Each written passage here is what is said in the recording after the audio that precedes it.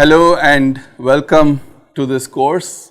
This is Introduction to Photonics. I'll start the lecture today by just giving you a little bit of background as to how this course was conceptualized in the first place. You go through a certain level of optics as part of your high school education, where you learn about the basic laws of reflection, refraction, and based on that you cover a few topics. And then when you come to college, you are typically experiencing more advanced courses such as optical communications, photonic integrated circuits, optical sensors, and biophotonics and so on.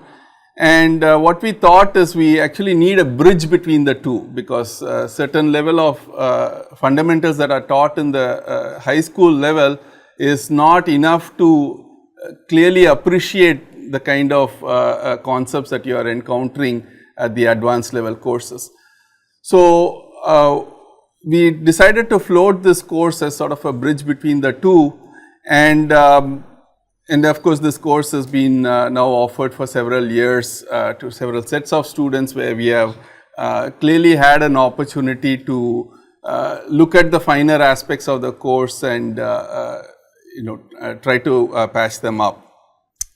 Now, before we move on, let me ask you this question: why are you in this course? Why photonics? What are the typical things that you use light for? At this point, if some of the students present here can participate, I'd appreciate it. What do we use light for? Sure, that's a very, very good example. Optical communications is clearly one reason why, in certain ways we can say it's one reason why we have all this wireless communication at this level, because what you do when you have your mobile phone, you take up your mobile phone and do a phone call, is you are trying to use electromagnetic waves in the RF region to communicate to an antenna, nearby antenna, right? And chances are from that antenna on to the exchange, or from that exchange to other exchanges at different parts of the country or different parts of the world, the chances are that it's going to be carried through optical communication. So in certain ways, optical communications has revolutionized this whole field of communication. So that's a very good example as to why do we need to study about light. What else? So simple example is, how are you able to see me? The whole process of human vision is based on light, right? So you have a light source here, you have all these lights, LED lamps and fluorescent lamps that are illuminating. Light is falling on me, getting scattered, and you are actually able to see this image in your eye. So your eye is your detector in this case, right? So the whole process of human vision is based on the fact that we are able to use light and we are able to detect light, and of course an extension of that you can say is all the imaging that is happening, including what you do with your mobile phones is based on that sort of a principle, this vision principle which uses light. So what else? Biomedical imaging, clearly a lot of things you are able to see parts of the human body, like internal parts of the human body, through optical probes, through endoscopy. You are able to do imaging of what's happening inside our body through the endoscopes. And of course, even in terms of what's happening in our eye, what's happening and at the surface of our body, we are able to image using biomedical imaging. So we use light for that. What else? Let's get a little more modern. Let's get more up to date. Where else do we use light these days? You heard of augmented reality? So what is augmented reality? It's basically you have a display that comes in that mixes 2 different scenarios, and it's able to give you extra information than what you normally have with your regular vision, right? So that whole thing about augmented reality, which is actually one of the disruptive technologies that's going around. There are a lot of Fortune 500 companies, technology companies, the Microsofts, the Apples, the Googles, they're all out there, trying to come up with augmented reality solutions. And certainly there is a lot of development happening in that domain. And then of course you can extend that to things like autonomous driving. So you have a driverless car, and a simpler version of that could be a robo, right? So robotics, the whole thing about robotics, it's able to see the things around it and able to take actions. So all of those require light-based technologies. So light certainly plays a fairly big role in our everyday lives, and it continues to change the way we see things around us, and we get things done around us. So it's so much so that by 2050 there is some prediction that most of the Fortune 500 companies around the world will be having something or the other to do with photonics. Okay, so that's why we are here. We are here to understand the properties of light, how to generate light, how to detect light, and how to manipulate light, how to make light work for us, right? So that's what this course is about. So let me go down here and start making a few notes. So clearly we are at this course, which is Introduction to Photonics, right? And we just started discussing why photonics, and we started discussing some examples of what's the use of light, and we said the whole process of human vision is based on light, right? And then you extend that to imaging concepts, using cameras, using endoscopes, you are able to see things around us. And then somebody gave this example of optical communications, where we use light to carry information, which has completely revolutionized this whole field of communications. And then we can list out things like material processing. So you take once again your mobile phone as an example. You have different parts of the mobile phone manufactured with such high precision, and some of these may involve actually laser based marking, laser based cutting, and so on. So there's a lot of material processing applications for which light is used. And going forward, things like augmented reality, there is something called gesture recognition. So gesture recognition is the next big thing as far as man-machine interface is concerned. We're always trying to work on concepts which can break down this interface between the man and machine, and this is the next level, wherein you just based on some gestures you are able to communicate with the machine, and you're able to you're able to make the computer understand that you're giving certain commands, certain instructions for the computer to do things for us.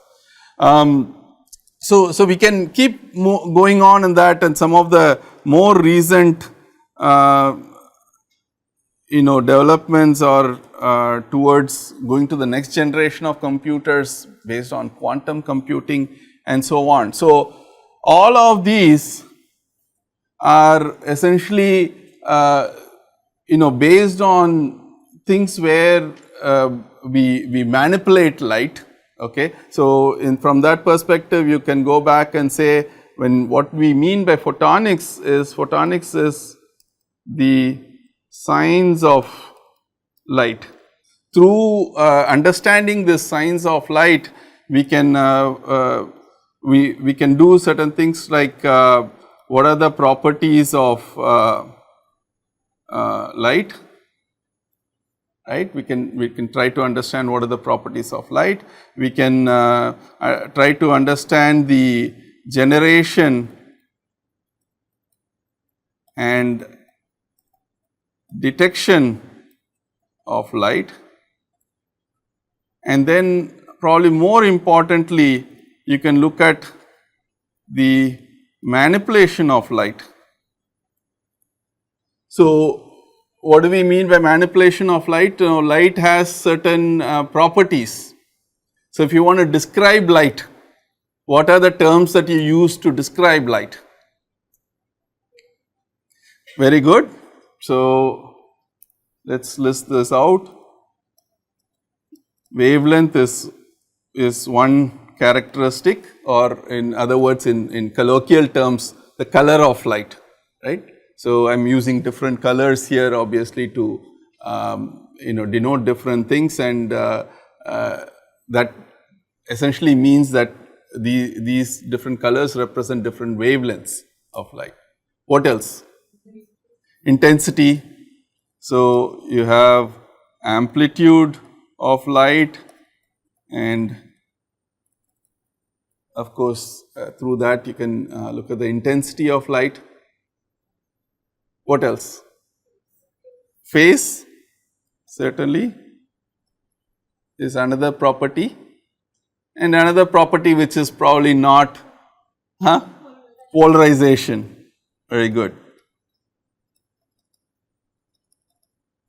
So, we have an opportunity to change certain properties of the light, and through that realize certain functionalities, right. So, that is what we are going to be, that is one of the things we are going to be looking at as far as this course is concerned. So, at this point maybe I should step back and show you the outline of the course, what exactly we are going to be seeing as far as this course is concerned. So, you have one module, the first module, which corresponds to understanding the properties of light. And when we talk about understanding the properties of light, first thing that we look at is this very important principle called wave particle duality. In colloquial terms, you would see that certain people refer to the science of light as optics, and certain other section of people look at it as photonics. Are they different? Not really. Possibly when somebody is talking about optics, what they are looking at is things that are properties that are based on the wave nature of light, and when somebody is talking about photonics, they are talking about physical processes which involve the particle nature of light.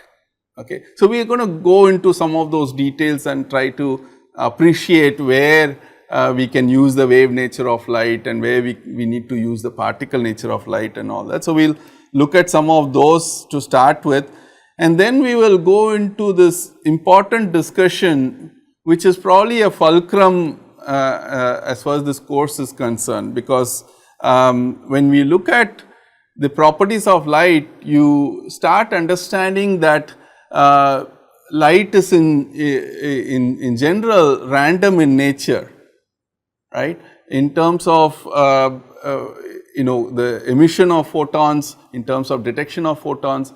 You start understanding that there is a certain statistics associated with those processes, and in fact it is only to explain those statistics, which we try to do in terms of coherence property of light, you start appreciating that maybe it doesn't help just to treat light as waves, maybe you need to look at the particle nature of light as well. Okay. So, this really, this topic is really the motivation to look closely at the particle nature of light, and so, beyond that we are looking at the properties of a photon, the properties, the statistics of the photon and so on. And then beyond that we are at a position to understand interaction of these photons with atomic systems, with matter. Okay. So, we will start looking into how this absorption and emission processes happen, and through that process you come up with this realization that there is something called stimulated light emission. Okay. And if you look at stimulated light emission, you start understanding that maybe things like light amplification is possible, right. And then once we have realized that, we are at a point where we can start making light sources. So, we will jump into understanding the fundamentals of lasers, which is by itself is a complete course, but what we are trying to do is just look at some of the basic concepts as far as lasers are concerned. And then the most commonly used light sources are the semiconductor light emitting diodes, and some of these light panels are based on semiconductor light emitting diodes, and semiconductor lasers like a laser pointer. If I am using a laser pointer, I am using a semiconductor laser typically. Okay. And then we go on to understand light detection, and that once again, once we have understood the basics of semiconductor p-n junctions, we can also figure out how light detection can be possible using your semiconductor light detectors, the photodiodes, what goes into your mobile camera, for example, all those principles. And beyond that, we will go on to looking at the manipulation of light. So, that is our last module, right. So, we will look at how light can interact with RF waves, that is electromagnetic waves, radio frequency electromagnetic waves, and acoustic waves. Can you believe that? You can manipulate light using acoustic waves. So how are we able to do that? Those are some of the principles we are going to look at in week 10, and beyond that we can also look at how to manipulate photons through nonlinear properties of material, nonlinear response of material.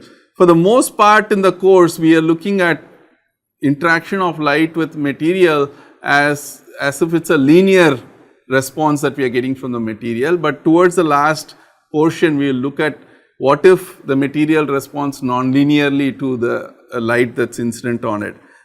So, what can we do with that sort of a property, right. So, this is essentially, I have charted it out as for 11 weeks, it may actually spill over to 12 weeks. But one important aspect of this particular course, the way it is taught for you students here, is that it is going to be a theory cum practical course. So, each week we will actually be doing a laboratory session which is enhancing your understanding on that particular concept that was taught that week. It is to the point that your laboratory sessions are essentially driving what we are discussing in the theoretical aspects of this course. Okay. And for those of you that are doing this course online, what we will be able to do on a weekly basis is provide a demonstration of those concepts so that you can follow what's going on. Essentially what the students do, the students here do in the laboratory, you will be able to do that, you will be able to watch that at least as a in-class demonstration. Okay. So, so clearly the lab sessions that are defined over here are are enhancing those practical aspects that we are going to study as far as this course is concerned. As far as the textbook for this course is concerned, I am going to be closely following this excellent textbook which is written by Saleh and Taish, Fundamentals of Photonics. It's just that Saleh and Taish puts this material in such a way that you can start from appreciating some of the wave properties of light and then go on to appreciating the photon properties of light. So it's nicely structured, which is in tune with what I want to teach as far as this course is concerned. So we're going to adopt that as the textbook, and of course there are certain other reference books that are provided which can be helpful in understanding these concepts at a deeper level.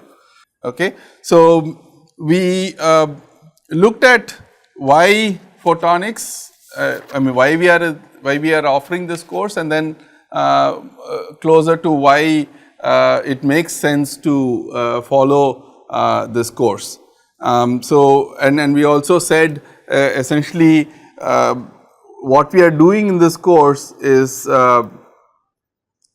dealing with photonics, where we are looking at the properties of photons, light in general, then this generation and detection of photons, and manipulation of photons. Okay. So those are the three primary modules that we are going to be studying as far as this course is concerned. And let us first start with understanding the properties of light. And to do that, we will have to step back and take an historical perspective of the science of light, how it came about. And it all starts with a simple concept called ray optics. And ray optics is primarily based on this observation by a scientist by name Fermat in the early 1600s, right. Fermat essentially hypothesized at the time that light travels in path of least time. Okay. So what does that mean? Light travels in the path of least time in a homogeneous medium. It actually corresponds to saying that light travels in straight lines. If I use is this light source over here, I can essentially model this light source as rays of light that are coming and hitting me, and from me bouncing off to you. Okay. So once you are able to say that light travels in straight paths, you can use rays to represent the propagation of light, and that is the simplest way of explaining how light travels through different media. Okay. So ray optics is a fairly powerful concept as far as understanding properties of light is concerned, and that is going to be the starting point of most of the discussions that we do in the early part of the course. Okay. And then there is this other scientist, so Fermat said light travels in straight lines,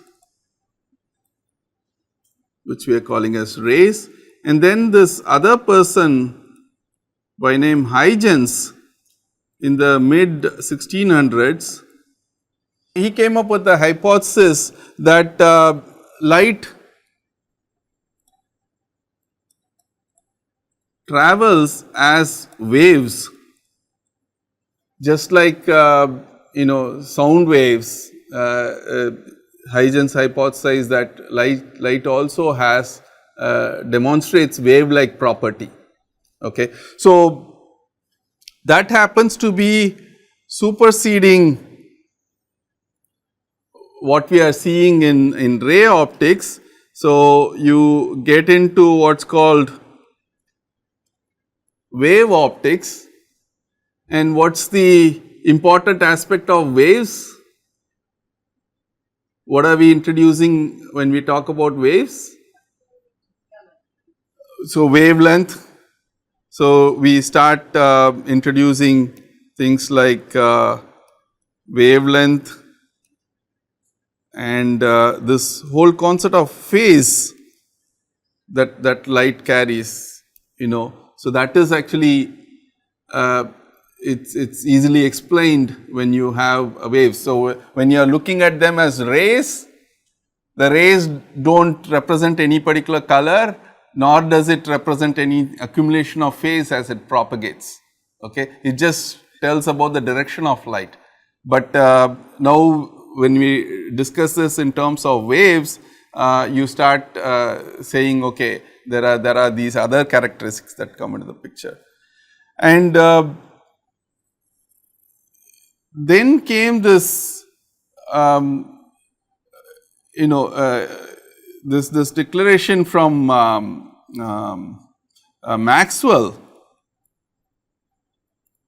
around the mid 1850s, mid 1800s, where he declared that light travels as EM waves, electromagnetic waves. Okay, and that actually brought about another study based on modeling light waves as electromagnetic waves. And what could possibly come out of something like this? What do you think you can explain? When you're talking about light as electromagnetic waves. The last property that we were talking about, light polarization, comes about this. So all the discussion on polarization is something that is well explained when you consider light as electromagnetic waves. And it's not until Max Planck around 1885, he hypothesized that light emission as well as absorption is quantized. Okay, so you can say in certain ways that the modern optics evolved from this hypothesis by Max Planck, which essentially gives a much bigger picture, and that is this topic of quantum optics, right? Or some people like to call it as photonics, where you start looking at light emission and absorption is quantized, and then of course the final piece in the puzzle, I think it's around 1915 that Einstein declared that light itself comprises of quanta of energy, which was later coined as photons, right. So all this thing about the quantum nature, the particle nature of light, there's a lot more discussion and a lot more research that was happening beyond that particular point. Okay. So, this is sort of a brief history of how this field has developed, and we are going to try to spend some time trying to understand what if you treat light as ray. What are the kind of problems that you can solve by just treating light in terms of rays of light, okay, propagation of light in terms of rays of light. And you would be surprised to find that pretty much more than half, or I would say it's a very large proportion of optical systems can be modeled with just simple concept of ray optics. Okay, and we are going to try to take some examples of that. So and then we will go on in the subsequent lectures. We will say, okay, what are we missing in ray optics and what can we capture in wave optics, and then we go on to what are we missing in wave optics that we capture in electromagnetic optics, and so on, right. So that's how we are going to progress going forward. Okay, so let's just take an example of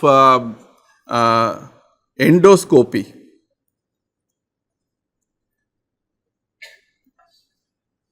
Right. So that's something that we were throwing out a little earlier. What is endoscopy?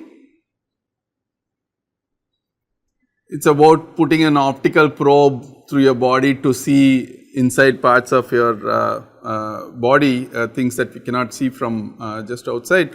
And that essentially is clearly facilitated by an optical probe. So, let us go ahead and design an endoscope, okay, shall we?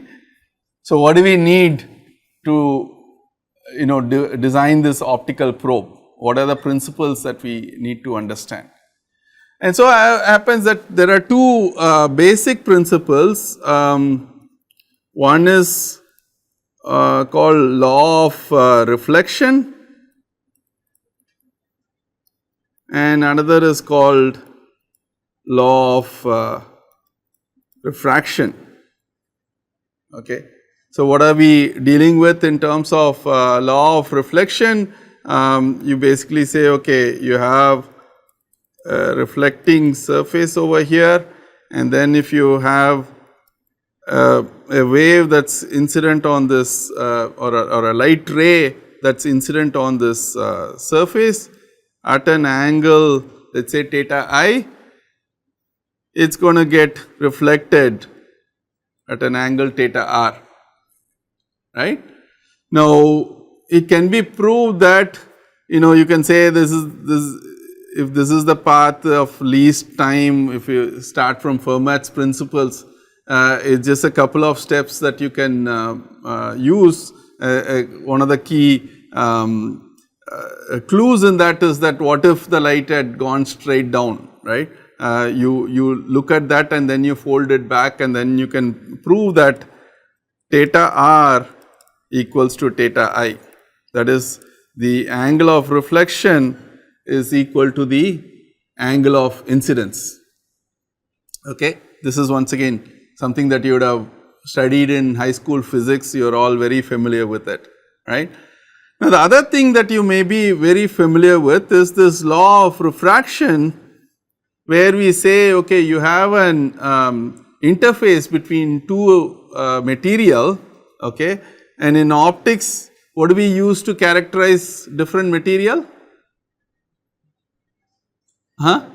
Refractive index, right. So, let us say this is N1 and this is N2 and this is the normal over here, and then if I have a light ray coming in with an angle theta 1, in this case part of the light may be reflected, but the other part of the light is going into this second medium with angle theta 2, And then we have this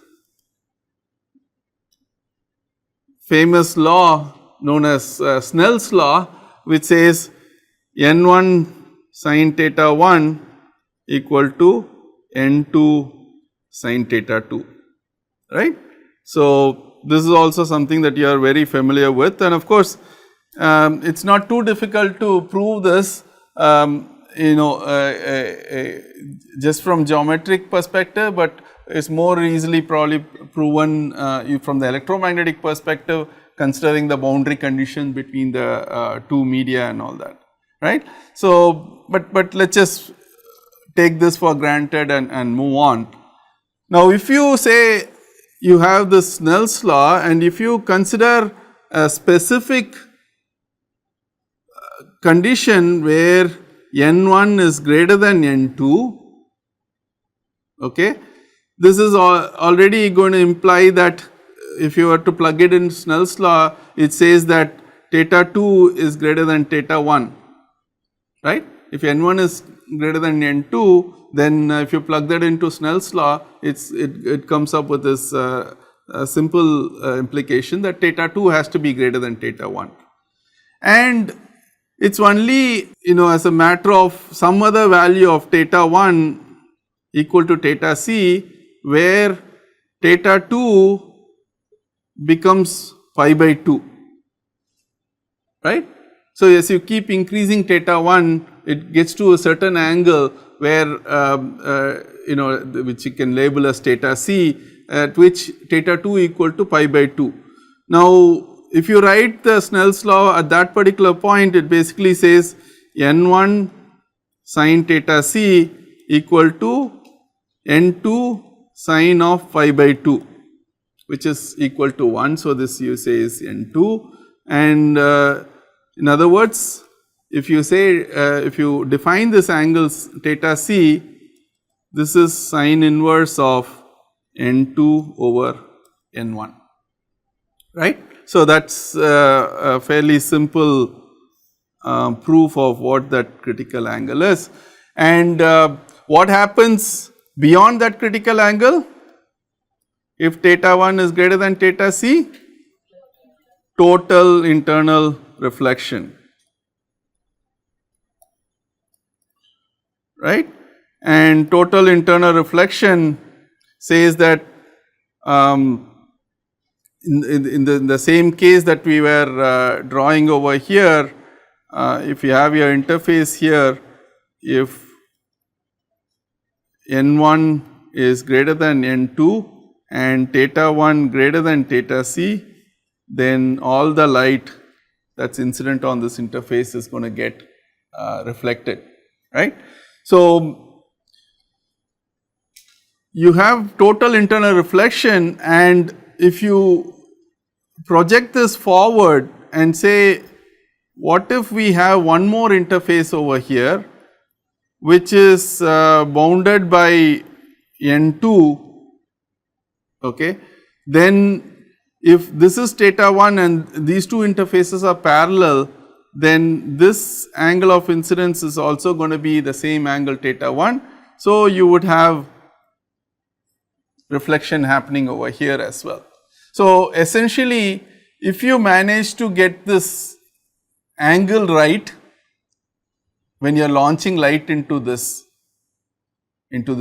structure, then it can be confined within that structure and it can propagate over certain distance as long as these two interfaces are parallel to each other, right. So, that is essentially the underlying principle in endoscopy. You are launching light into this structure, and through this process of total internal reflection, it is going to carry all that information to the other end, okay. Now, of course, there is a limit to what angles it can gather, and to examine that limit you need to understand what is happening at this interface at the launch side, okay, but we do not have time to discuss that right now. So, let us stop here and let us continue in the next session how we can define what is the cone of light rays that we can capture within this waveguide as far as an endoscope is concerned. And I would also want you to think about this. This is leading on to the next topic that we are going to discuss. Okay. You can do this experiment with me, right? Take your thumb and index finger or any other finger that you like, okay, and look through this. And then you look through this with them far apart, you can clearly see what's going on the other side, right? And then you take it closer, closer, closer, and to the point where you are touching the other finger, then obviously you are not seeing anything through that. But just retract a little bit. Just before you touch that other finger, you will actually see that you are not, you won't be able to see through. Just before you touch that other finger, okay. Now you can try that now or at home or in your room, wherever, but I want you to come back the next session when Thursday, and I want you to tell me what is happening, why you are not able to see the light even though there is a gap between the two fingers, okay, and that will be the motivation for what we are going to do next, okay. Thank you.